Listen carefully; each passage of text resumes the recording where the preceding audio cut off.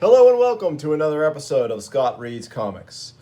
Today we'll be covering the official handbook of the Marvel Universe Deluxe Edition number 10 as we continue our steady march through the deluxe edition of the official handbook. This one was published in 1985, 1986 by Marvel Comics, and it covers characters in the alphabet ranging from Paladin to the Rhino. And once again we have our John Byrne, Joe Rubenstein cover here, wraparound cover, very nicely done by Mr. Byrne, showing many of the characters who appear in this volume. So pretty great start there. Let's dive in. As per usual, I'm just going to read our top contributors. Mark Grunwald, writer-producer. Peter Sanderson, writer-researcher. Elliot Brown, technical illustrator. Joseph Rubenstein, inker, embellisher. And Joseph Rubenstein inks all of the figures drawn by the various artists for these volumes. And quickly here, we have Harry Candelario again as the photo statter. They don't list in art enhancer Mark Alexander, and then Andy Janschus is the colorist. All right, so we have as become customary, on the front piece we have a column here from writer-creator Mark Grunwald, Imaginary Limits. I'll just read the opening. This time around, I'd like to address a few general questions about the official handbook of the Marvel Universe that I hear from time to time. First question, don't you feel that by specifying the superhuman powers and quantifying the strength levels of the characters in the handbook that you are needlessly limiting the imaginations of Marvel's storytellers? Answer, no. All the information published here represents our best estimations of the parameters of power limits of strength based on what we observed in the comics texts. Sometimes we have to discount certain discrepancies, and it goes on. So it's a kind of, if you're interested in the nitty-gritty of why characters are ascribed powers at the levels that they are, that's a good column to read. I'm not going to read the whole thing here. I want to dive in and look at some of these amazing entries.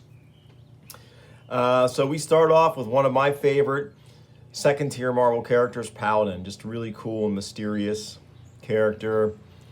Real name still unrevealed at this point. Mercenary, private investigator, secret identity, legal status, presumably a citizen of the United States. Legal record unknown. Other aliases, Paul Denning. Marital status, presumably single. First appearance, Daredevil 150. And I am proud to say I actually own that issue, and it's great. Very cool. He's 6'2", 225 pounds. Paladin possesses superhuman strength, enabling him to lift press approximately 1 ton under optimal conditions. Besides his superhuman strength, Paladin possesses superhuman stamina, speed, and reaction time. So he's got a really cool limited power set, which I love in a comic character. And this is drawn by Brian Bolland. It's a totally awesome figure here. Very cool. We have Phastos, one of those Eternals created for the new series, new at the time, that was running a 12-issue maxi series that was running around 1985 in Marvel. And Sal Buscema was drawing that series, and he gives us this figure here, which is great.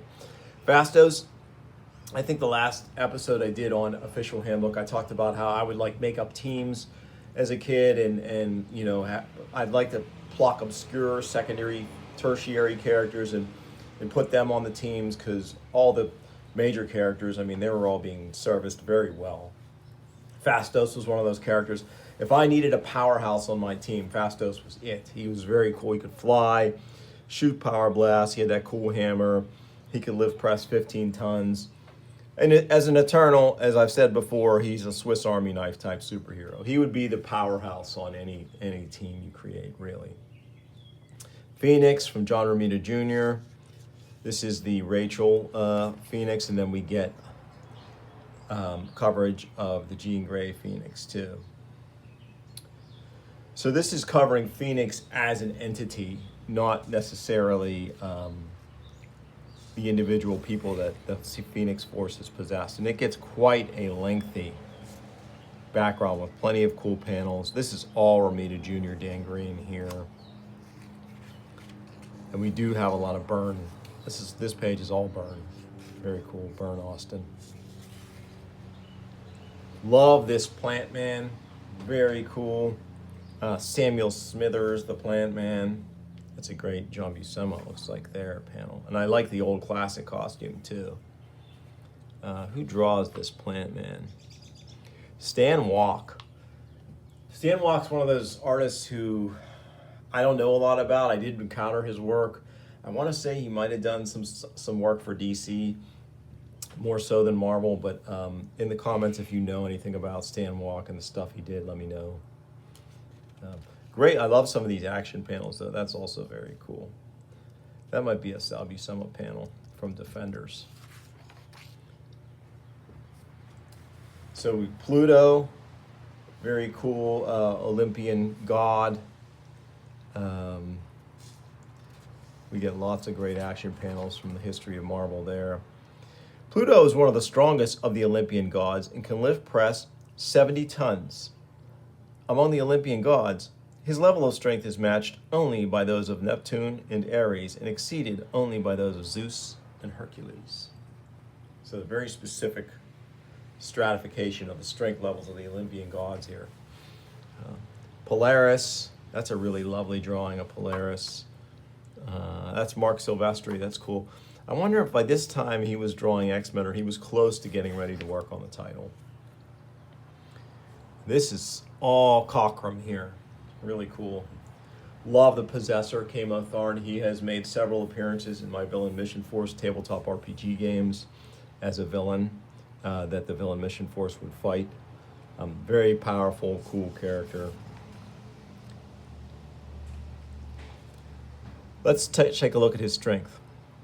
The Possessor possesses superhuman strength to an unknown degree. He has been able to engage Hercules in personal combat for an extended length of time, indicating his strength level is at least in the 50-ton range. So that's cool. They kind of didn't know there, so they sort of just put a sort of a range on it. Who's this Power Man? Oh, that's Mark. I should have known. That's Mark Bright there. Interesting. Power Man possesses superhuman strength, enabling him to lift press 3 tons. I would put him a little higher if I was making the assignment based on some of the feats of strength he's performed. But they have him at 3 tons. Remember, Spider-Man can lift press 10 tons. So is he really 3 times stronger than Power Man? Yeah, these are the debates you used to get into in the comic store. Power Pack. Primus, old Captain America villain. He can lift press 2 tons. Known superhuman powers. Primus's body is highly advanced, genetically enhanced version of a human body possessing all the human body's features and functions as well as certain superhuman properties. Extremely malleable, although not as much so as Primus's companion, Doughboy. Primus can alter the hardness of his skin to a certain degree, from rock hard to soft as putty. He has malleable tissue. He can sort of limited shape change a little bit. That's some nice artwork there. Who draws that Primus piece for us? Alex Saviuk, very cool. Then we have Brett Blevins drawing Princess Python. She was a founding member of the Serpent Society, though an ill-fated member. You get a lengthy entry on Professor X. That's Neil Adams, Romita Jr., obviously John Byrne from that great Origin issue. What was it, 118, I think, or 119? Might have been 119. We get some Bill Sienkiewicz here from New Mutants. Some Cockrum dotted in, a little bit of Paul Smith. There's some Cockrum here. So he gets a nice long entry befitting his status. I mean, 4 pages. This might be the longest entry for a single character yet. But he's an important one. Whole entry on Project Pegasus. Who does our floating heads here? Is this more Bob Budiansky? Let's see. Tom Morgan and Elliot Brown. Okay, so Elliot Brown probably does the technical drawings. Yeah, these are gorgeous. Our first Elliot Brown technical drawings of the issue. Very cool. Love that. Psycho Man, classic Fantastic Four villain. Here we have an excellent puck entry by David Ross with some, obviously we're going to have a bunch of burn panels here. And here's one thing, and I think I pointed this out in the past, the difference between this edition of the official handbook and the old one, the previous edition. Here's Puck's entry in the previous edition. You lose a little bit of detail because, like here, strength level. Puck possesses the normal human strength of a man of his physical height, age, height, and build who engages in intensive regular exercise. That's kind of, I don't like that in this way because here in this one we get Puck possesses no superhuman powers, but he is a professional level athlete and fighter. Puck has trained himself to be as strong and physically capable as it is possible for a human being to be. He can lift press 500 pounds and has the speed and agility of a 6-foot tall athlete. That was cool. Those little extra gradations of detail that you got in the old edition for non-superhumanly strong but still buff characters, those are lost in this volume. They just lump everyone under intensive regular exercise. And I can see why they did it, because the other numbers were sort of arbitrary, but aren't all of these strength levels that they're assigning the people arbitrary? So just keep them. It's fun. Puma, or Puma, one of my favorite Spider-Man villains, although I think he's more of a kind of a tweener between a villain and a hero. I really like this character a lot. Very cool. He is the physical equal of Spider-Man, and you don't get that very often. This is great Ron Friends here. Man, that's cool. Puma possesses superhuman strength and able to lift press approximately 12 tons under optimal conditions. And he has a host of super agility-related powers and enhanced senses in a cool kind of quasi-mystical origin. Punisher, very classic shot by Mike Zeck there. Now that makes me wonder. I think this is Ron Friends who draws Puma. Let me make sure. Yep, Ron Friends. Cool. So yeah, we get our Punisher entry. I like Punisher, but I was never like a huge Punisher fan. I thought he got oversaturated, like Wolverine, like Ghost Rider in the 90s. He kind of got oversaturated. Puppet Master, great John Byrne entry here for him. Purple Man, he became a very problematic character later on. Some of the things they had him do in a sort of a dark early 2000s Marvel period. Great entry on Henry Pym here with his different guises. Really cool. Who's drawing this one on Henry Pym? Vince Argondesi. Nice work, Vince. Very nice. Cool. All of his different guises here. Yeah, there's Yellow Jacket, Giant Man, Goliath, Ant-Man, Giant Man, Goliath, Yellow Jacket. Love that. That's, I think, Don Heck. Great Paul Smith Pyro here. Very cool. Quasar. Fun character. I kind of like this alternate costume they did to get away from the Crusader look. Cool. And this is Byrne from Project Pegasus Saga here. This is Perez, I believe.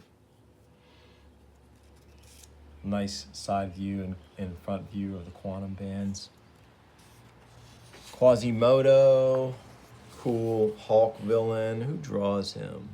That's Byrne. I should have known.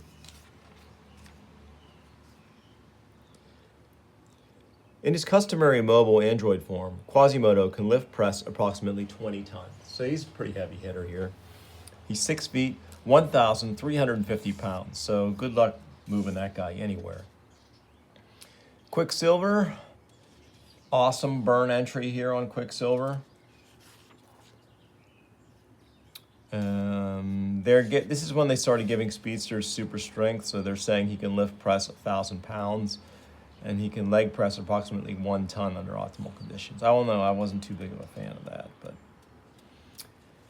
let's see, how fast did they make him here?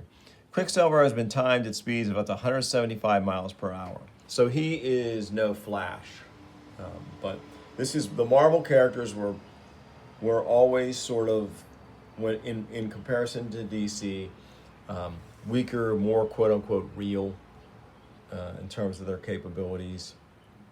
And this speedster is basically, you can run as fast as a race car.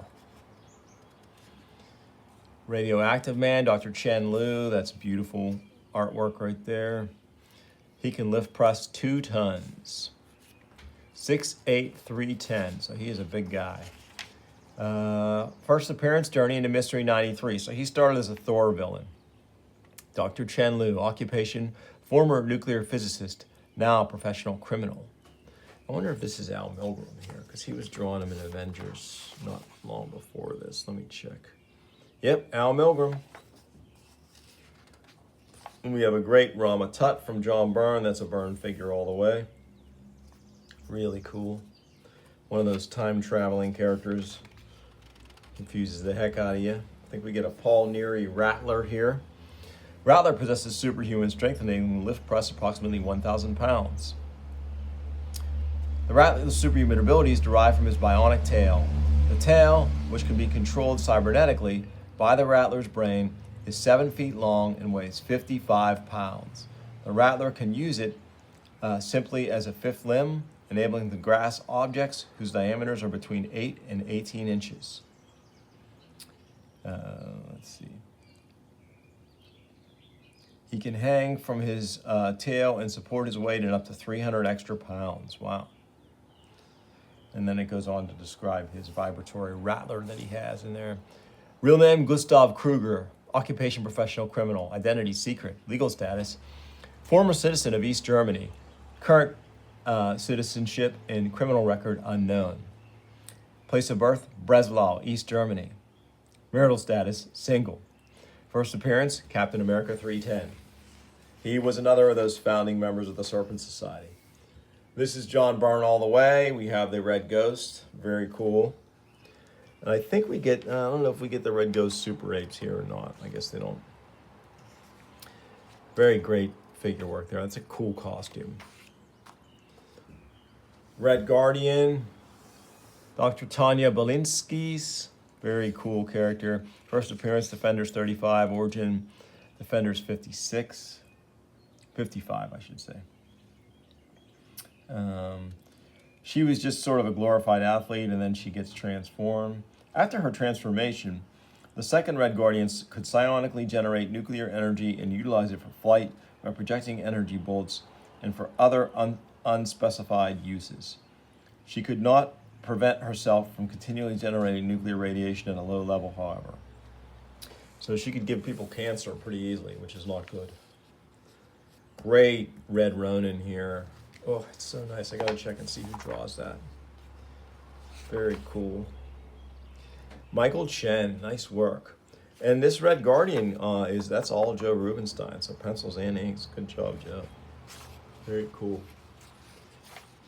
We get this gorgeous cutaway. I was a huge fan of the Shogun Warriors as a kid, so I loved those 2 issues that Red Ronin was in. Avengers 198 and I think 199. It was really cool, and that's what this one's from with Perez artwork. So cool. Let's see. They give us, whenever they have a robot or something like this, they always sort of do a different layout in terms of their capabilities. Looks like he can lift press 30 tons. He weighs 23.5 tons though, so he's relative to his weight, he's not really that strong compared to other characters. Red Wolf, that's pretty awesome. I wonder if that's Buscema. It looks like it. Yeah, John Buscema. Very cool. I liked Red Wolf. I love the Reject. The Reject is another one of those characters that I would grab and put in these weird teams that I would make up in my notebook during trigonometry class. And when I should have been studying, I was making up super teams with Fastos as the leader and the Reject as the rebellious member. So, very cool. 6'2", 325 pounds. Strength level unknown. There is no definite evidence that the Reject has superhuman strength. but he has been capable of knocking down their superhumanly strong carcass. And they had a great curvy panel from their first appearance, which I think was Eternals number 8, but let me check on that. Yeah, first appearance, Eternals number 8. Great character. Tony Salmon's artwork there. Nice rhino here. Very cool. The rhino possesses superhuman strength and able to lift press approximately 80 tons under optimal conditions. So he is really strong. And he, as he should be, as he's a regular sparring partner of the Hulk. Let's again revisit another of these other dimensions that they have in the back inside cover here. Let me just pick one to read. Let's see. The microverse. Type, microworld. Environment, largely Earth-like. Usual means of access, shrinking. Dominant life form, human. Prominent inhabitants, Octurus Ron, Marionette, a Croyer. Comments. The microverse is a reality separated from Earth and bounded by a space wall that limits its volume.